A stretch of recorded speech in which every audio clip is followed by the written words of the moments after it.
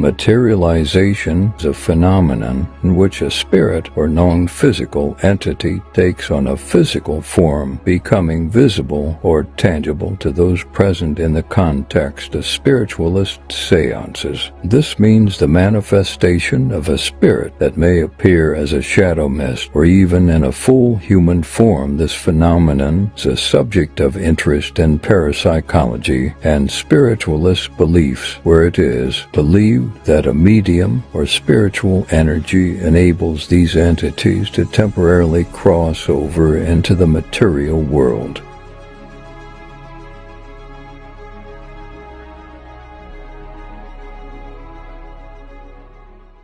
Welcome to another episode of Hidden Variables, the podcast where we explore interesting people from all walks of life, sharing their fascinating stories and who are making a positive impact on our world.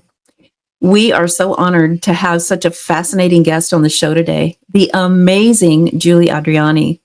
Before we bring her on, let me tell you just a little bit about her. Julie Adreani is a spiritualist, a certified psychic medium, and a researcher in the field of mediumship. Julie also is a successful and practicing physical phenomena medium, working in this area since 2013. Her dedication, work, and love for this rare art is an inspiration to many females, not only in the United States, but abroad. Julie is an honored member of the Lily Dale Assembly in New York and also at Camp Chesterfield in Indiana. She is also the host of one of the Bold Brave TV network's longest-running shows, Chat with Minister of Angels, which airs every Friday night at 7 p.m. Central Time. Her tireless work ethic and devotion to spirit has her traveling often, spreading the love of the masters wherever she is called. Please join me in extending a very warm welcome to Julie.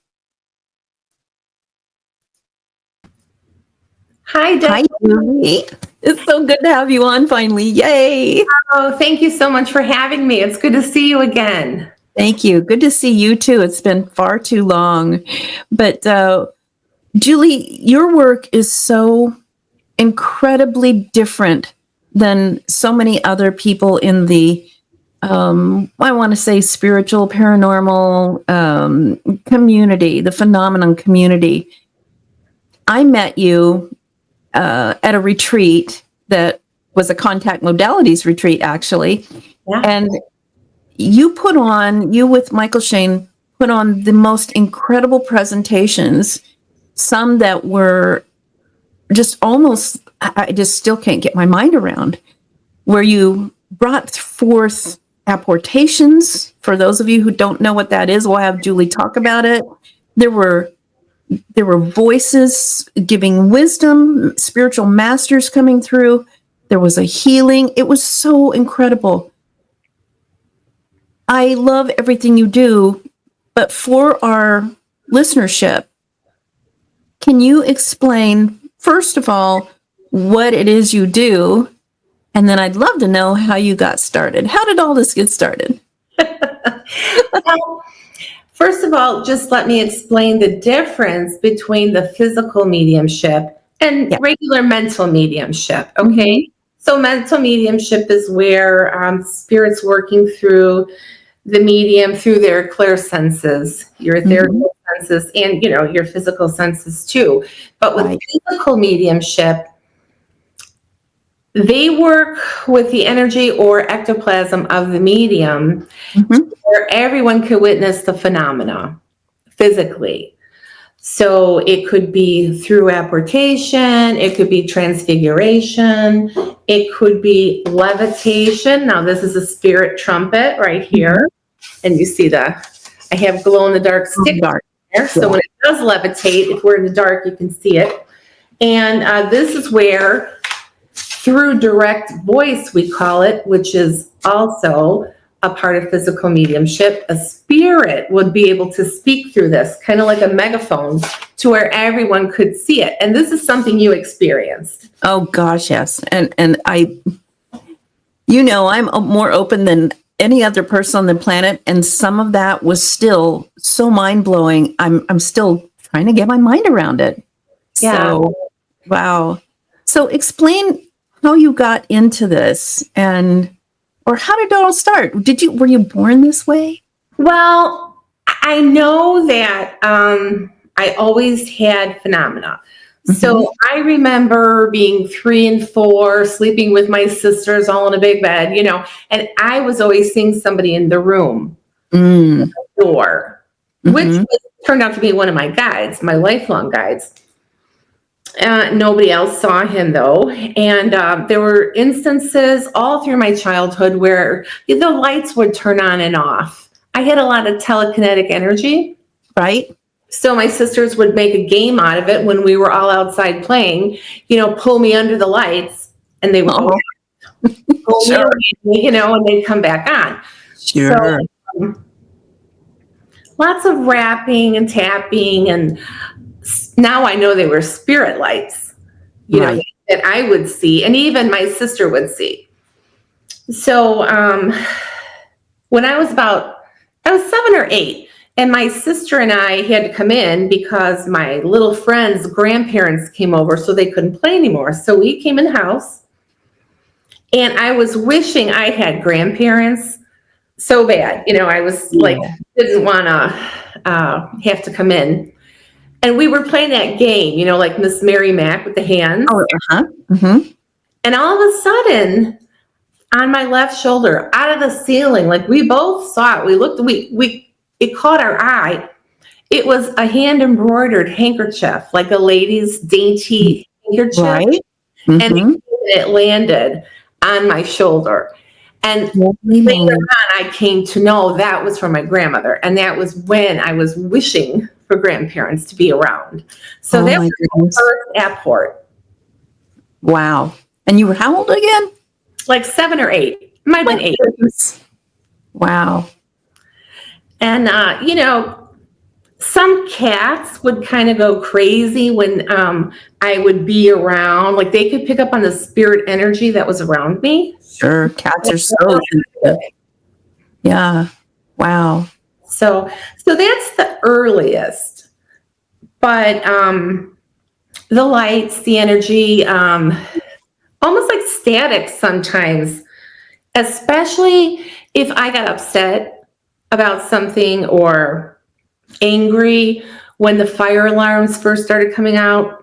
My energy would set them off if I got upset. Yeah.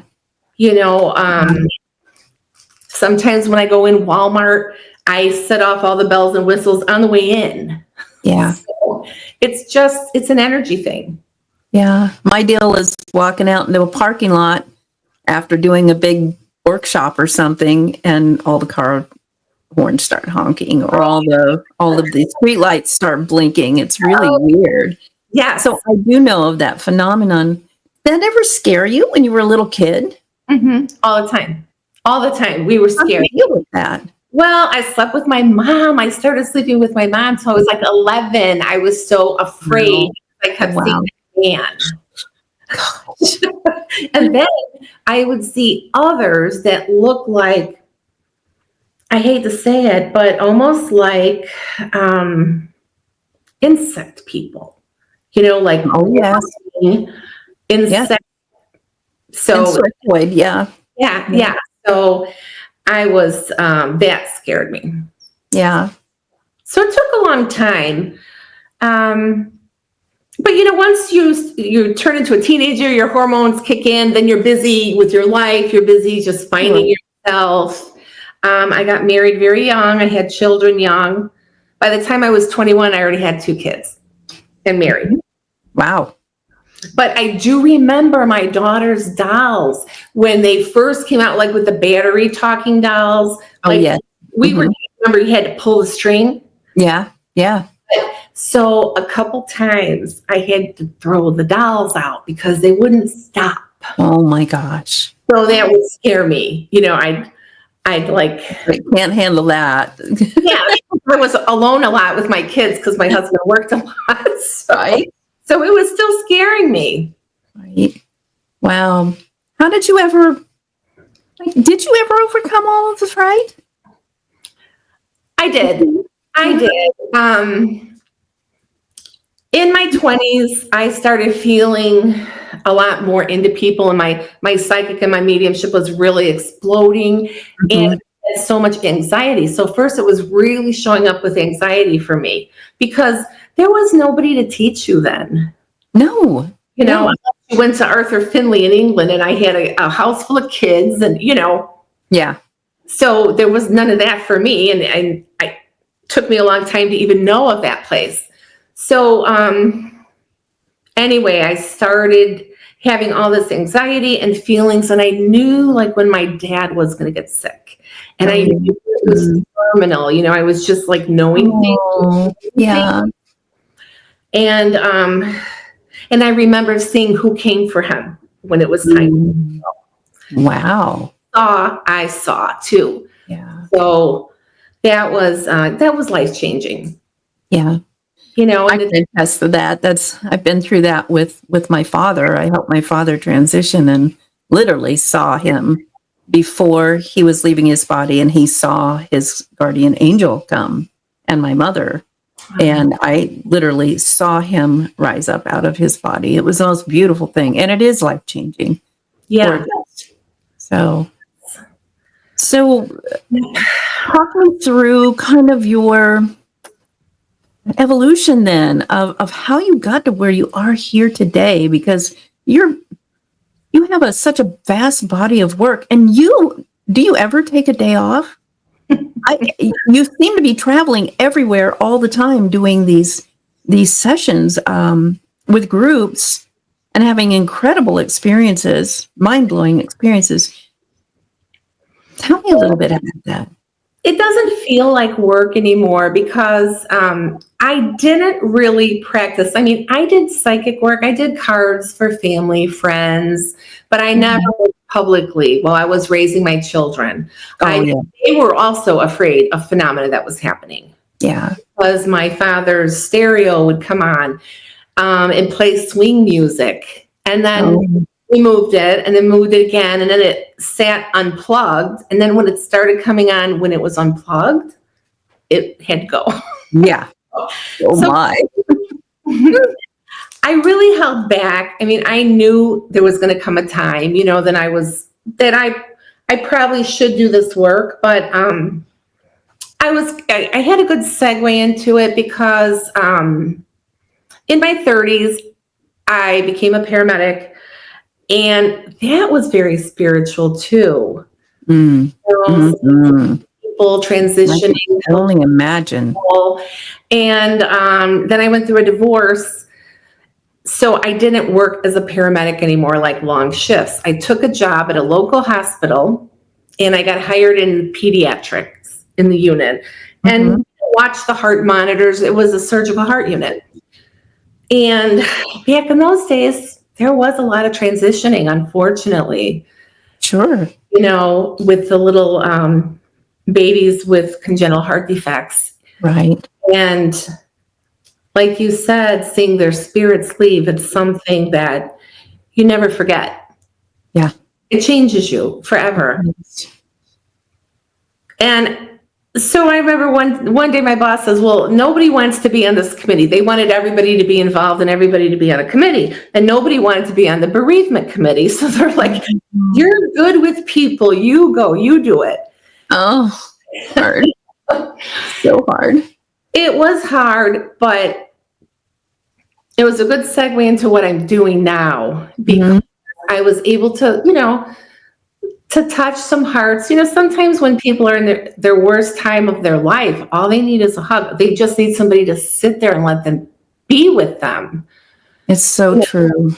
Yeah. Or to honor their child. So that program grew and developed. It went from like 7 parents showing up one year to honor their children to a whole conference. Wow. For people. So that was good. Just helping everybody develop to learn about grief, bereavement services. To me, that's the important part of this work. It's not the show, it's not the apports, it's the healing and the grief work to help people. I remember very clearly at the retreat where you helped a good friend of mine through some horrific grief, and she did have healing happen, where she just couldn't budge. It's paralyzing, and yet it was just incredible to see how that. I mean, her husband came through, and even hugged her. It was just incredible. So it's selfless work. I'm sure that it probably tires you out every once in a while. And it probably makes you feel sad once in a while, but there's so much joy in the knowing that we don't die, right? Right. And that we are connected and that we can communicate. And so I love it. And I think that's what's interesting to me too, is you don't just do these amazing sessions for people and for groups. You teach. I mean, you're constantly teaching. Well, Deb, the one thing that got me into the public, working in the public, was trauma in my own family, because I had a 20-year-old son who had a motorcycle accident. Oh, Julie, I didn't know. Was pronounced dead on arrival at the hospital that I worked at. Oh, dear. So I wasn't going to accept that. By the time I wasn't working that day, thank God. But by the time I got there, I knew, I saw him, and they had revived him. He had already had 2 surgeries really quick. They had amputated his leg. Oh, dear. And, but I made a promise. As a mother, you're like, oh my God, take me. I know. But I kind of made a promise. I did make a promise, save his life. And I promised to do the work. Wow. I will do the work. It's like, uncle, I give. Yeah. Yeah. I finally get it.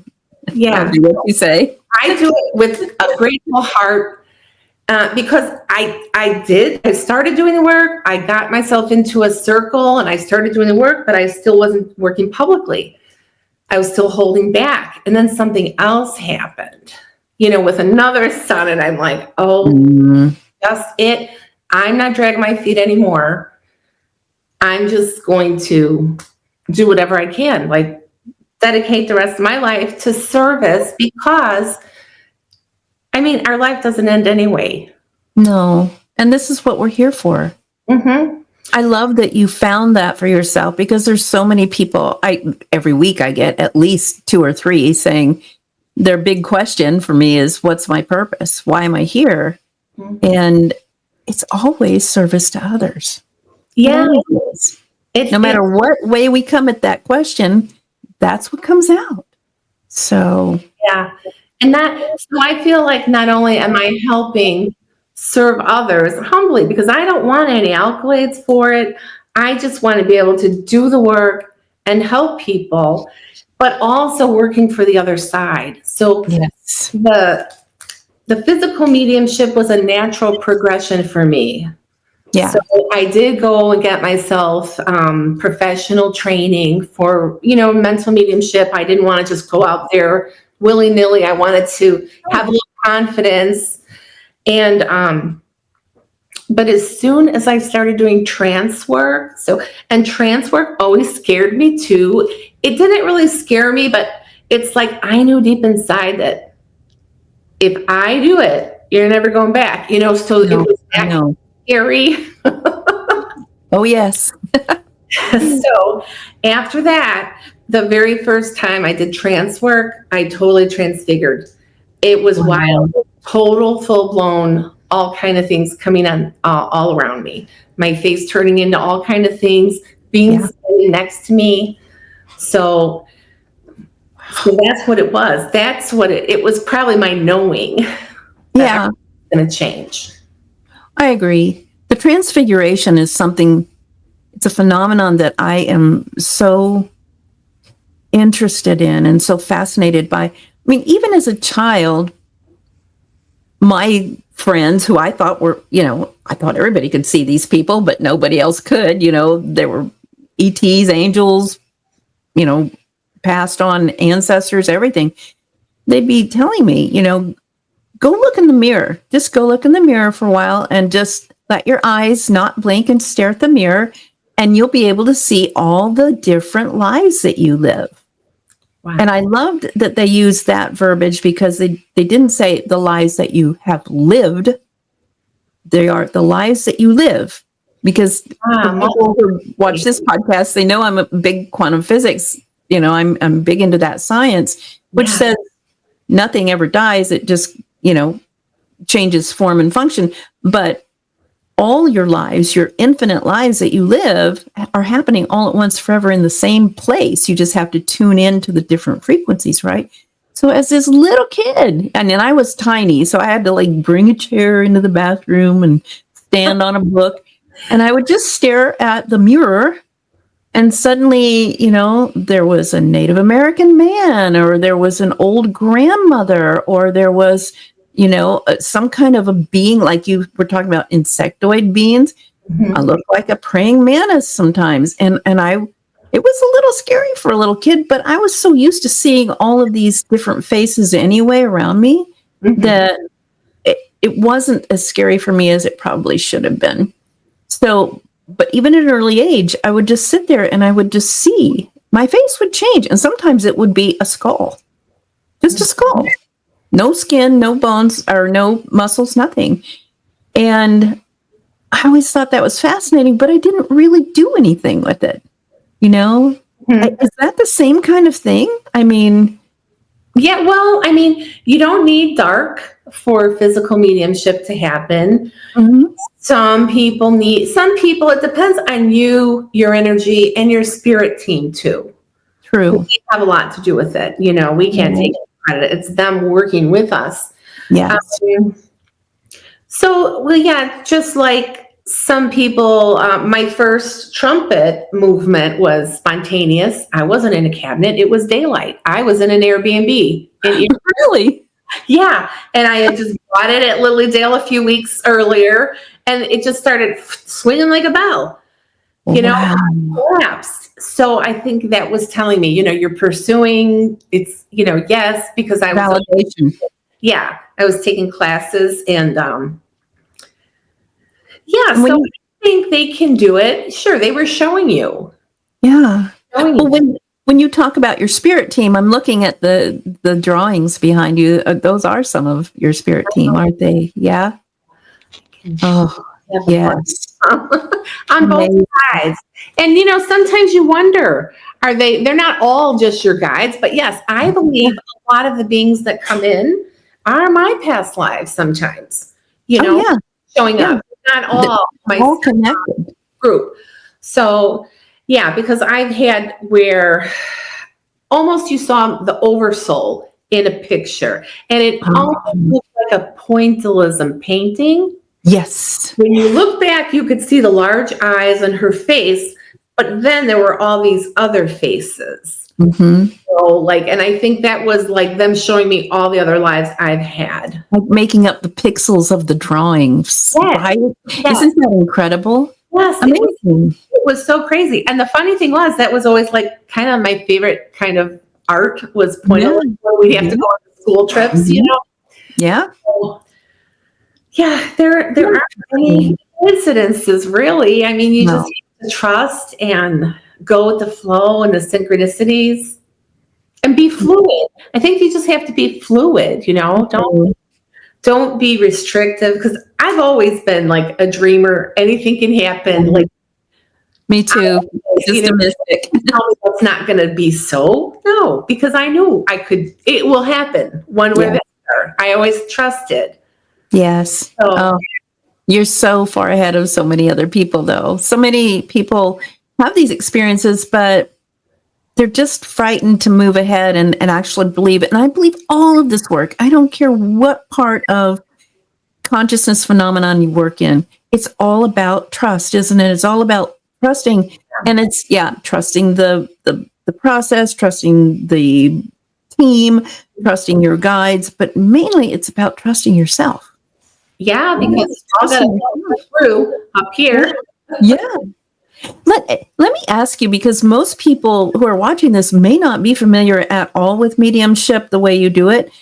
You have your cabinet right behind you. Can you talk a little bit about the cabinet? I mean, you actually made your cabinet, didn't you? Yes, I made my cabinet. I took classes with Michael Shane for physical mediumship.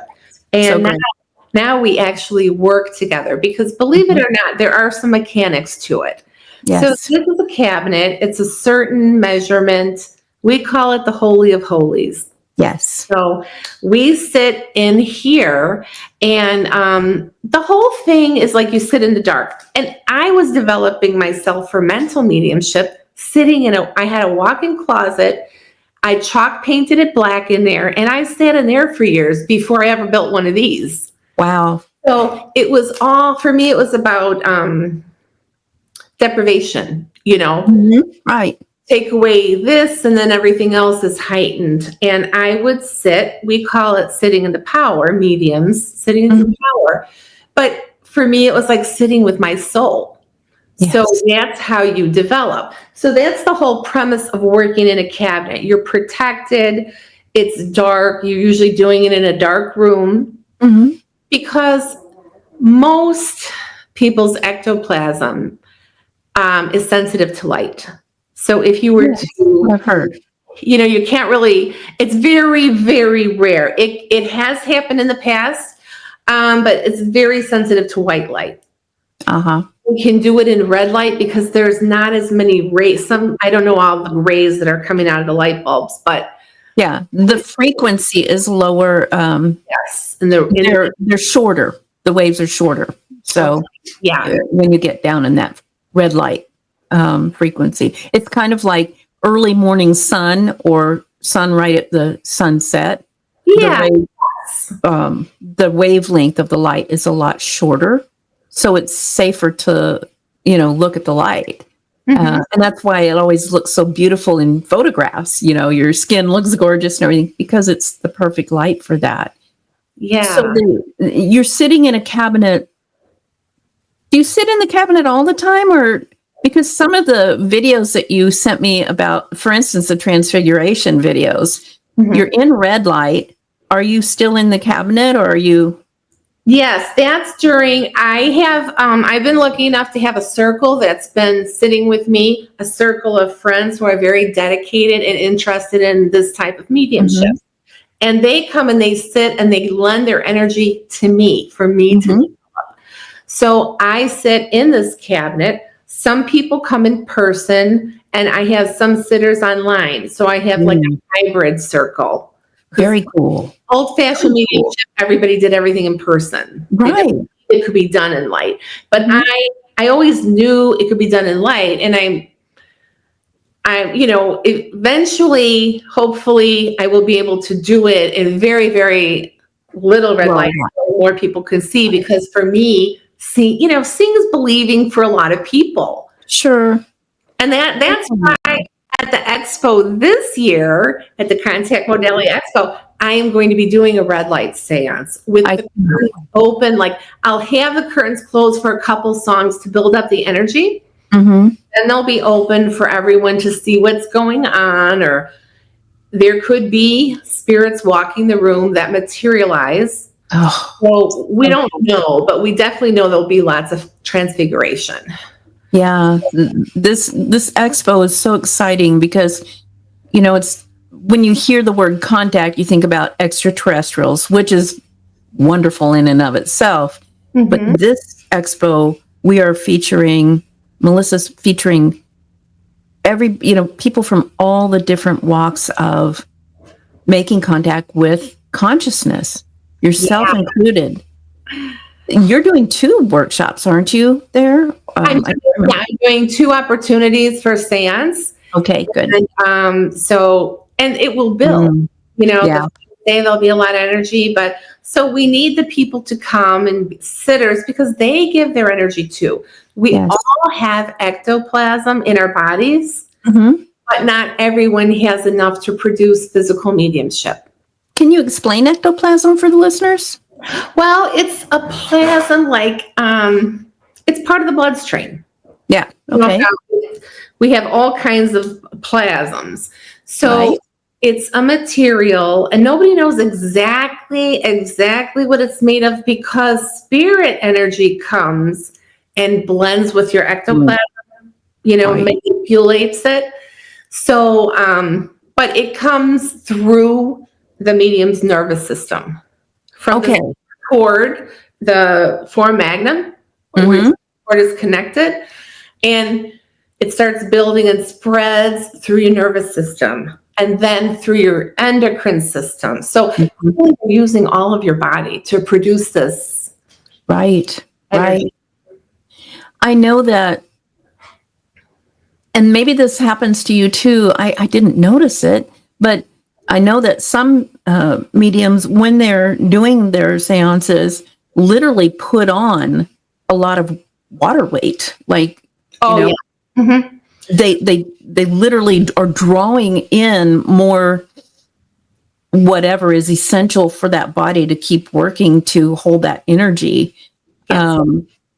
And so I've always wondered if that happened to you, because we've been in the dark together. And then once the lights come on, there's there's so much going on, so much excitement. Like the one we were at, you apported what, like over 1,000 joules? 1,881. That was my record so far. 1,881. Isn't that crazy? It was. They were everywhere. They were in my hair. They were everywhere. In fact, this is the main one. Yeah, this is that Ashtar jewel that. Oh, beautiful. Yeah, I have some here. So, oh my gosh, they're beautiful. So full of energy and, so potent and helpful and useful. They're tools for our work, This has been with me every session, every workshop, every podcast, every healing that I've been through since we were together. And it seems to be getting more and more powerful.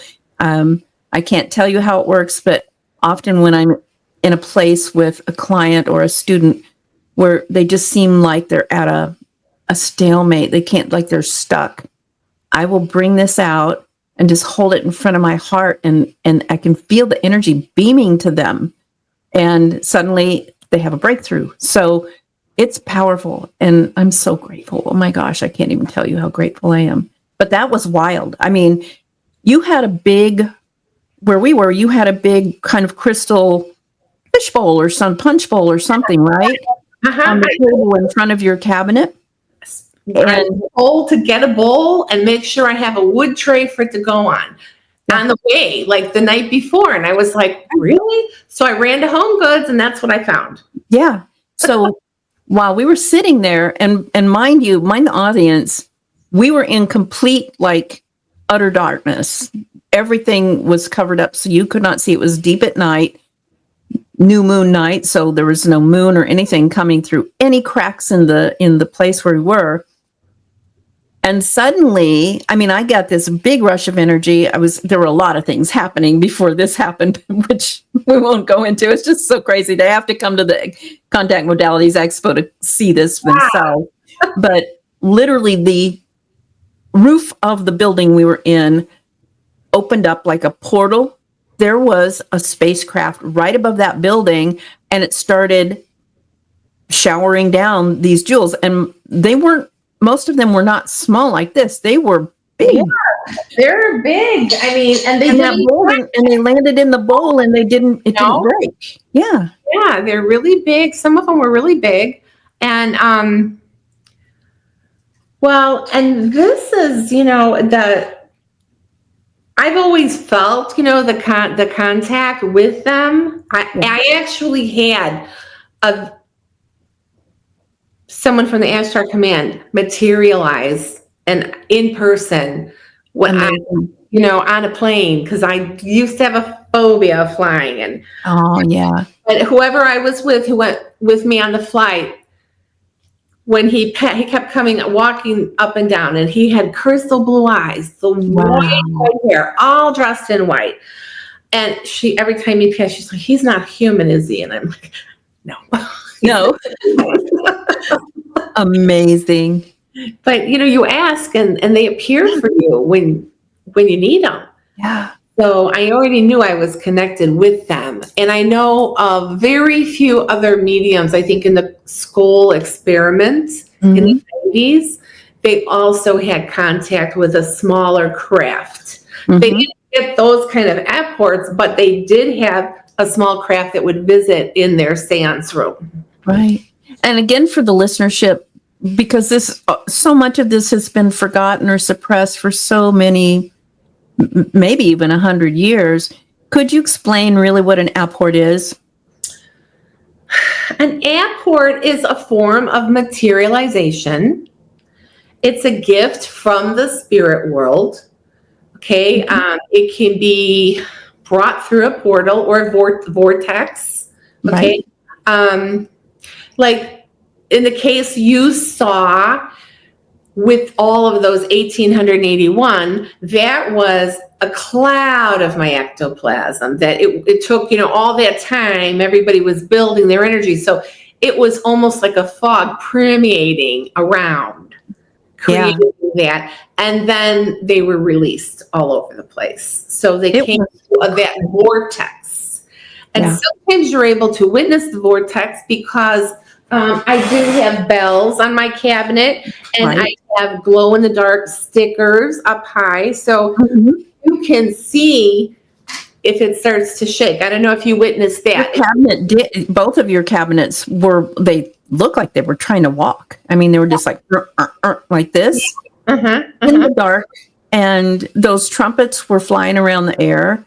At one point, you had on the table, I think you even borrowed my drum, and the spirits played my drum. They played a little xylophone on the table, like a little kid's xylophone. What else? There were ping pong balls. And oh my God, yeah.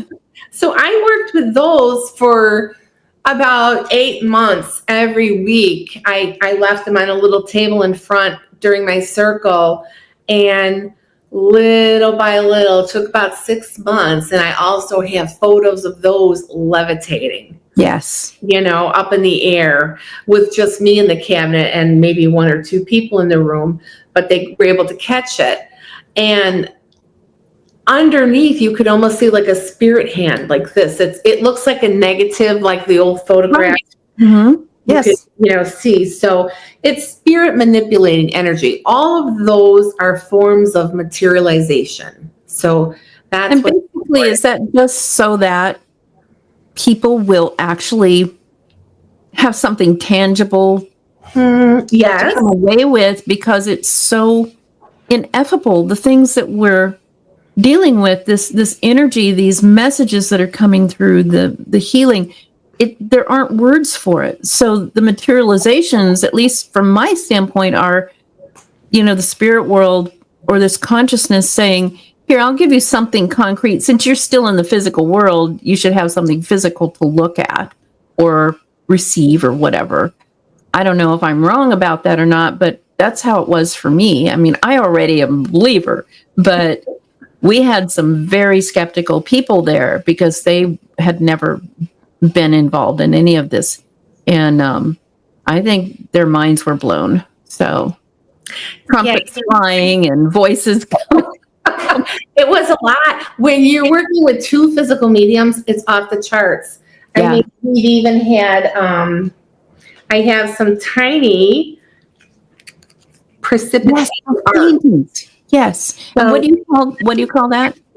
A precipitated art. Precipitated art, yes. So these are precipitated with no human hands. And during the seance. During the seance, yeah. Last Valentine's Day, as a matter of fact, we had 6 at one time. And then we had 4 another time. We're doing it again in Lilydale.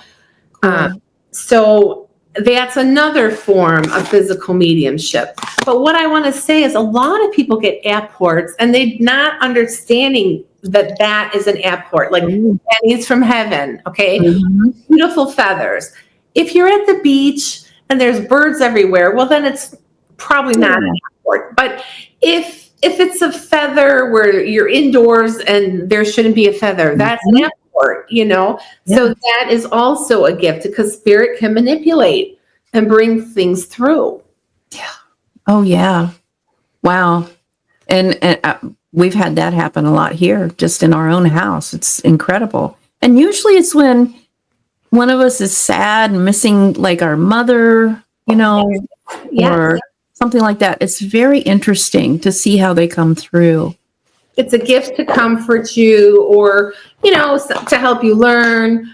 A lot of even mediums that or our students that are studying with us, they might get larger stones to keep them on the path, to show them, to use as a tool to use for, healing or whatever. Mm-hmm. Right. I know mine really helps me, even though you said it came from the Ashtar Command and it was connected to, I can't remember if there were just 3 or 4 other people who received one from them, but I think I gave away 6. Maybe so. And I think the message was that they were all connected to some sort of movement towards zero energy device or something from the ETs, or I don't know. I can't remember now.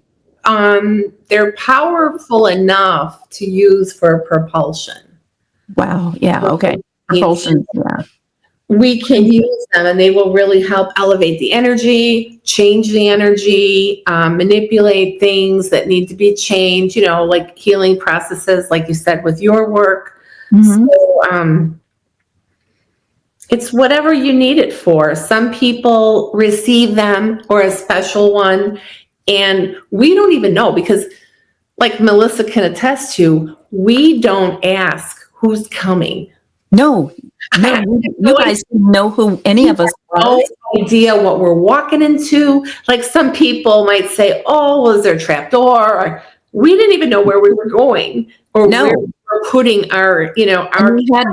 You had some witness, some of our people helped you put your cabinets together and everything. So witnesses. Yes. And we always have people come in and look around, search. Exactly. Check them, look under the, on the chair, look, pick it up. And I think that's what impressed me. Yeah. What impressed me during the whole process was you always had people come up and check, like, Michael's arms. I can't remember if yours were, but taped to the chair. And mouth taped and all of this. And everybody had to, people from the audience came and checked all those things before and after. It was quite comprehensive. And yet stuff happened. I have to ask you this, though, because, you're levitating ping pong balls and all of that. Have you yourself ever levitated? I have not, but my energy has levitated with my guy, Dual Cool, levitated Michael out of the cabinet. Okay. Floating into the middle of the room. Wow. And he's not a small guy. No. No. So that was when we do something like that, we place our cabinets opposite each other. Interesting. Okay. And that way the energy is like, I could do that. Straight. Yeah. Yes. My cabinet has, like you say, walked away, and they actually walked away a few feet and turned to where when John would go to try to open the door, it was gone. It appeared one day in Buffalo, it was gone. Wow.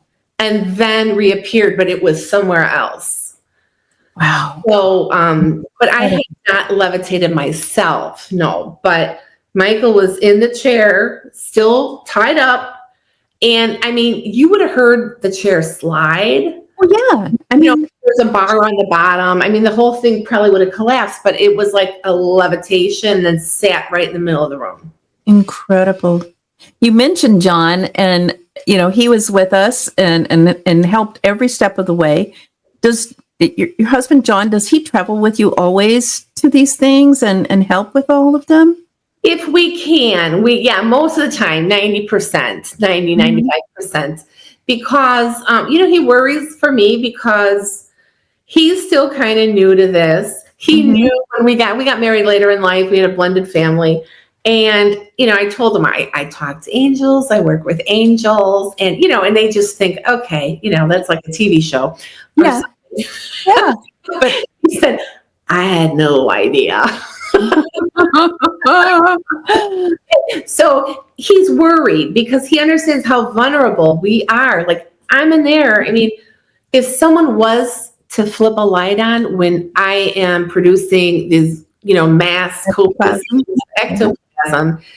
there's a chance it could snap. If the light was flicked on, it would snap back so fast into my body, it could, rupture your organs. Into you, yes. Rubber band. Yeah. Because of the light. So he really feels responsible. And, that's why he gives everybody the little talk and tries to explain it all beforehand so people understand. He's very protective of you, and when Michael's with you, of Michael. But he's also the gentlest, sweetest soul. I fell in love with him as much as I fell in love with you. And I thought, this is really, it reminds me of my husband and me, our relationship. We met later in life too, but it's just like that connection is so deep, even though it's not his thing at all. He's a professional guitar player. He's a musician. That's his life. He's still every step of the way supporting, making sure everything's okay, making sure I'm okay. And so it really was gratifying to see you two together and how devoted he is to you and you to him. I just loved it. So yeah, it is. He's a big part of the team. He sits every Tuesday in our circle here. If he's off, if he's not off, he'll go on Zoom from the firehouse. Very cool.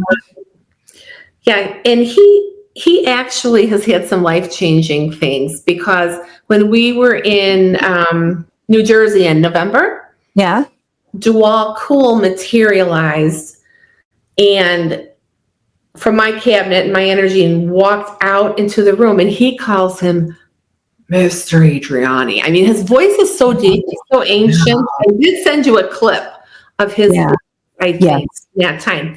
So, and he patted him on the knee and said thank you, and had a conversation with him, and it blows John's mind. And then giving him directions on what he wanted him to do. So he came out and he actually gave a small talk before the election. And none of the spirit guides ever talk about the election. No. But literally he was saying, no one's in charge. We are in charge. Yeah. It's so interesting that you say that. So interesting that you say that, because, I work with everybody, all the beings. But, the main group I work with is an ET kind of group entity called the Star Teachers, or the Teachers. And they always say that too. They say, don't be afraid of what's happening. Don't freak out. Don't try to figure out how it's all going to end. Because even the people at the perceived top of the hierarchy of all the machinations of the world, they always laugh and say they're being played like chess people, like chess pieces. Everything is happening the way it's supposed to be happening.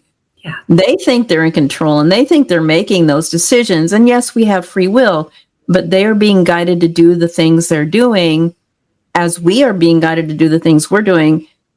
Just like, I think about, the old Greek mythology or Roman mythology, where I can't remember if it's Greek or Roman, but Zeus and, the other gods are up there playing chess with us. Right? Yeah. So I agree. And it to me, that's kind of comforting. It kind of makes me giggle a little bit. Like, we're so egotistical, we think we're in charge. Right. It's like, just enjoy your life, enjoy the gifts you're given. Exactly. Be grateful, because people don't understand too. Being kind and being grateful are quantum energies. I know you know that. Yes. So I don't care how much you study something or how much you want, and you're going to demand, you're going to vow or will it. You have to you have to have that love in your heart. A vibrational state that is high. Unconditional love being the highest. Gratitude, forgiveness, joy, playfulness, all of those things, right? Which, when you think about it, those are all the things that make us feel really good in life. So why are we constantly, diving back down into the ugly, where it feels awful? We came from the experience, so that's true. A lot of experience in this time period. That's true. But I think that's why people like you and myself and all the other people who are going to be at this expo are here and doing the work that we're doing to kind of be way showers and say, there's a much more enjoyable way to do this gig, right? And it will get us to where we want to go faster if we all work together and stay in this upper energy, this vibrational state. So I'm just super excited about this. I cannot wait. You're going to bring your cabinet and everything, right? I mean, my cabinet, some goodies, and but the focus will be, I want people to see with their own eyes. Yes. And watch it, because transfiguration, when they're manipulating the ectoplasm, they're manipulating molecules and cells, and you can literally see them building and multiplying and changing, which you'll be able to showing. Yeah. Videos. I mean, I could be sitting still and there's so much energy going on. Half my face is going this way, the other half's going this way, and then my forehead might be going up. And then sometimes there's 4 faces at once. Yeah. It's incredible. Yeah. The more I look at those videos, the more I'm just like in awe of everything. I'm just in awe of everything, because everything is possible. Yes. Everything is possible. And I feel like I enjoy, like last weekend I did a class for tea leaf reading, which is one of my first things that I always like to do. And I used to read the Greek coffee cups. Yes. You turn them over and they dry. Yep. So to me, that's just as exciting. Might not be as important to everybody, but for the ones that are there, I mean, I like to meet people where they're at. So those people might not be able to accept physical mediumship, but I can work with them on a psychic level like that. And it's just as important. All the modalities are just as important as the other. Yeah, I agree. I always say there are infinite paths up the same mountain. We're all going to the same destination, but it depends on where you are in your evolution, not just in this life, but in all of your lives and your soul, and what you came in here to play with, because literally it's an amusement park for the soul. It really is. So I'm just super excited about all of this. I cannot wait. Number one, I can't wait to see you and give you big hugs, because you give the best hugs in the world. But to see this again, and I'm just so excited. Is there anything else that you want to tell people, like, who are interested in coming and wanting to see this with you in real time? Is there anything they can do to prepare themselves before they come to the expo or while they're there? Yes. Just come with a curious mind, a happy mind. Be excited, because the energy of excitement will help us build even more. Great. When I say us, me on the spirit team. So they love it. They love it if people are sitting. We don't want people to be quiet. When we're in a physical circle and you see something, we want you to say it. Say, wow, did you see your face this time? Or that looks like a man to me. Or this looks like a patriot from the 1800s. Or this looks like an Englishman. Yeah. So whatever they see, or if they might see materializations, we get a lot of different smaller ET-ish materializations. Again, it's going to depend on how much light, but we that's why, to prepare everyone, we might do like 2 songs. We do physical mediumship with music because it helps build the vibration and the energy. It's so much fun. We ask people to sing, because everybody's using their voice. You're putting all that energy out there, and the spirits can really use that to build themselves up. Yeah. Plus, it builds the heart coherence in the group. We had one of the most coherent groups ever during your seance. I mean, people were high as a kite just from the singing, and then all this stuff happened. And well, that goes to show. See, they were a fantastic group, and that heart coherence. And then look what happened. I mean, that's the most apports I've ever produced. Yeah, and there was not a moment like there was no phenomena. It seemed like it was boom, boom, boom, boom, boom, boom, boom from what everyone was saying, and that's good. Sometimes.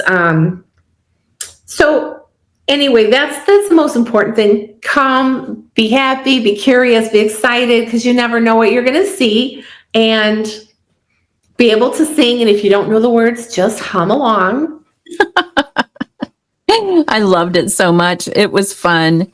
But yeah, participate, I guess, is what we want to say. Just come with an open heart and open mind. So that's great. So how can people get in touch with you, Julie? Well, my website is ministerofangels.com or Julie Adreani Spirit Medium. They both lead to the same. Okay, great. And we will post all of your links, in the description and at the end of this show. One of the things, I'm all over Facebook. That's really fast. Yeah. And let people know again about your Friday night show, because that's really fun. It's almost every Friday night, isn't it? Yeah, it's on the Bold Brave TV network. They are on Amazon TV, Roku TVs, but they also stream on YouTube. So if you go to Julie Adreani, Bold Brave TV, you can watch a whole, a year and a half, 2 years. They're all there. Yeah. So, and it's powerful. Runs. And actually, a lot of them are like free class, because Michael and I like to teach. So we're always taking a different aspect of physical mediumship and talking about it. Right. I know there's a wonderful show where you were on, and I hope that you will come back again and do another show. And so there's just a lot out there. Yeah, cool. Awesome. And we'll put it all up there for everybody. Well, Julie, one of the things I want to remind people of before we go is to really consider coming to the Contact Modalities Expo. It's in Delavan, Wisconsin. It is one of the most modestly priced, large, paranormal, if you want to, contact consciousness expos out there, but with some of the biggest names in the biz, if you will, in the arena, including you. And I'm going to be presenting there too. We're going to have a wonderful time, but I just really encourage everybody to come and see you live. There is just something that happens to you that never leaves you once you are in one of these seances. It's just an incredible life experience. So before we go, to, meet people. If they want to come, they want to see if they have questions, I'm available afterwards to talk, to show them, get a peek in my cabinet, get a picture, whatever it is. I'm happy to introduce people to this. It's so important. That's great. Again, one of the reasons I love you so much is your unwavering dedication to service to others. You just provide so much to everyone, and you're just so loving and kind, and I just can't wait. But before we get out of here, I always ask my guests, if you had a message to give to the world, what would it be, Julie?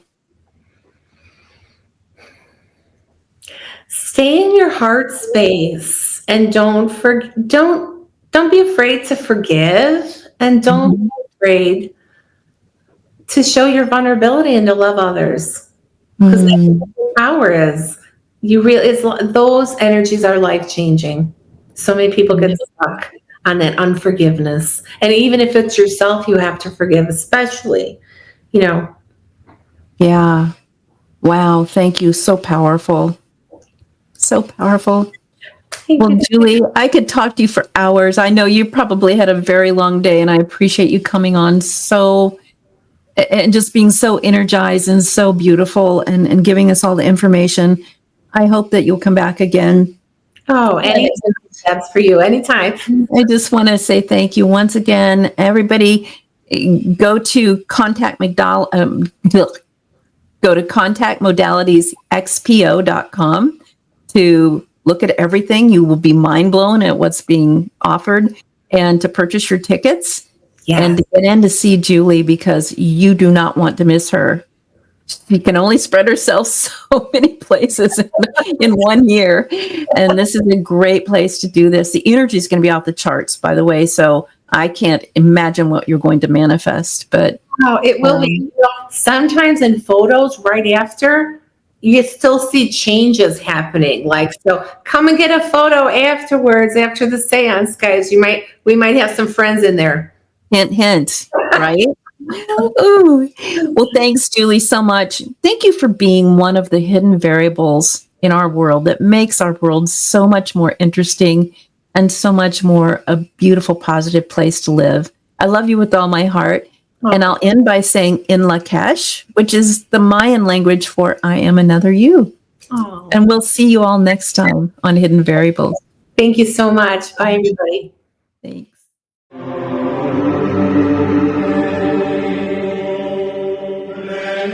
Transfiguration mediumship is a fascinating form of physical mediumship, where the medium's appearance visibly changes, often taking on the likeness or feature of a spirit being communicated with. This extraordinary phenomenon happens when a spirit works with the medium's energy or ectoplasm, subtly altering their facial features or body to make the spirit's presence visibly recognizable. Typically experienced in dimly lit settings, Transfiguration mediumship offers a profound and tangible connection between the spirit world and the physical plane, creating an unforgettable bridge for all those who bear witness.